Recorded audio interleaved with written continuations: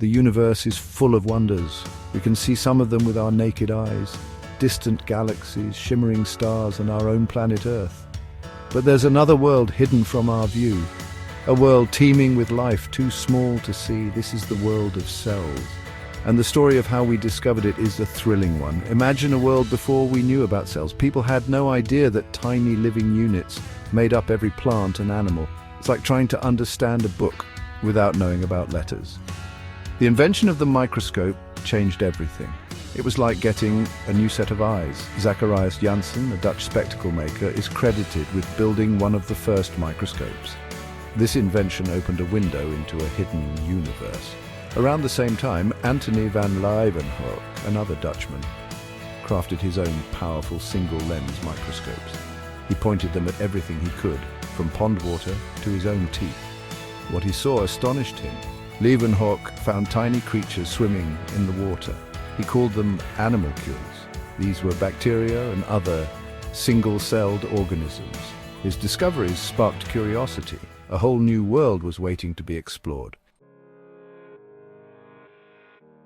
Across the English Channel, another scientist was making history. Robert Hooke, a polymath with a curious mind, was also captivated by the power of microscopes. He used his own meticulously crafted microscope to examine thin slices of cork. What he saw amazed him. Hooke observed small, box-like compartments. They reminded him of the simple rooms where monks lived, called cells, and so the term cell was born. Little did Hooke know he had stumbled upon the fundamental building blocks of life. Hooke's discoveries were groundbreaking. He published his observations in his book, Micrographia, captivating readers with intricate drawings of the microscopic world. But Hooke was more than just a microscopist. He was a man of many talents, delving into fields like physics and architecture.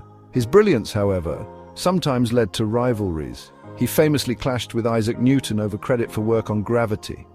Their feud became legendary in the annals of science. The 19th century witnessed a revolution in our understanding of cells.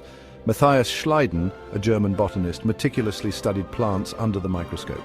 He came to a remarkable conclusion. All plants, he declared, are made up of cells. This was a huge leap forward. Around the same time, Theodor Schwann, another German scientist, was studying animal tissues. He found something astonishingly similar to Schleiden's observations. Schwann realized that animals too are composed of cells. This was a eureka moment. It meant that all living things shared a common building block, the cell. Schleiden and Schwann's discoveries formed the foundation of what we now call the cell theory. The cell theory states that all living organisms are made up of one or more cells. The cell is the basic unit of life, and all cells come from pre-existing cells. This theory revolutionized biology. But the path to scientific discovery is rarely smooth. It's often paved with disagreements and debates. Take Rudolf Virchow, for example. He made a crucial addition to the cell theory. He proposed that cells don't just spontaneously appear. Instead, they come from other cells that have divided. Virchow's idea, however, wasn't entirely his own. He borrowed it from the work of Robert Remak, another scientist. This led to disputes and accusations. Virchow's contribution solidified the cell theory. It emphasized the continuity of life. Every cell comes from another cell in an unbroken chain stretching back to the very beginning of life on Earth. The discovery of cells and the development of the cell theory stand as cornerstones of modern biology. It's a story of curiosity, ingenuity, and sometimes even a bit of drama. It's a reminder that science is an ever-evolving journey, driven by the passion to understand the universe and our place within it.